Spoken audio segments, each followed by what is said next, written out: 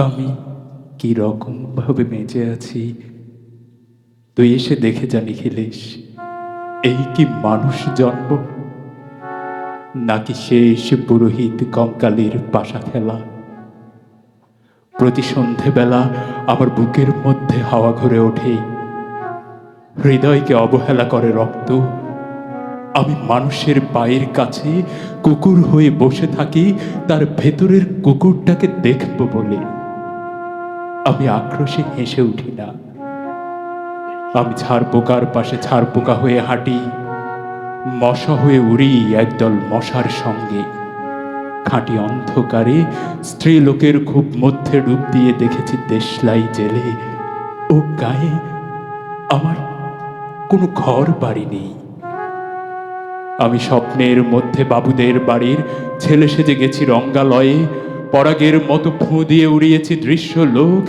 ঘামে ছিল না এমন গন্ধক যাতে ক্রোধে জ্বলে উঠতে পারি।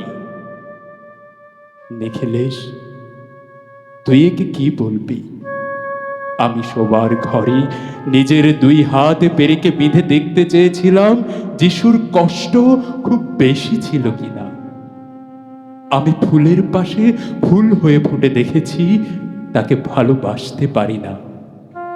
আমি কপাল থেকে ঘামের মতন মুছে নিয়েছি পিতামহের নাম। আমি শ্মশানে গিয়ে মরে যাবার বদলে মাইরি মাইরি ঘুমিয়ে পড়েছিলাম। নিখিলেশ, আমি এই রকম ভাবে বেঁচে আছি। তোর সঙ্গে জীবন বদল করে কোনো লাভ হলো না আমার।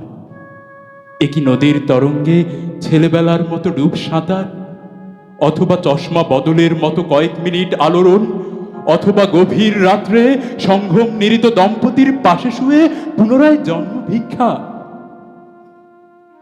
কেননা সময় নেই। আমার ঘরের দেয়ালের চুন ভাঙা দাগটিও বড় প্রিয়। মৃত গাছটির পাশে উত্তরের হাওয়ায় কিছুটা মায়া লেগে আছে। ভুল নাম ভুল স্বপ্ন থেকে বাইরে এসে দেখি উই পোকায় খেয়ে গেছে চিঠির বান্ডিল। তবু অক্লেশে হলুদকে হলুদ বলে ডাকতে পারি। আমি সর্বস্ব বন্ধকে দিয়ে একবার একটি মুহূর্ত চেয়েছিলাম, একটি ব্যক্তিগত জিরো আওয়ার। ইচ্ছে ছিল না জানাবার এই বিশেষ কথাটা তোকে, তবু ক্রমশই বেশি করে আসে শীত।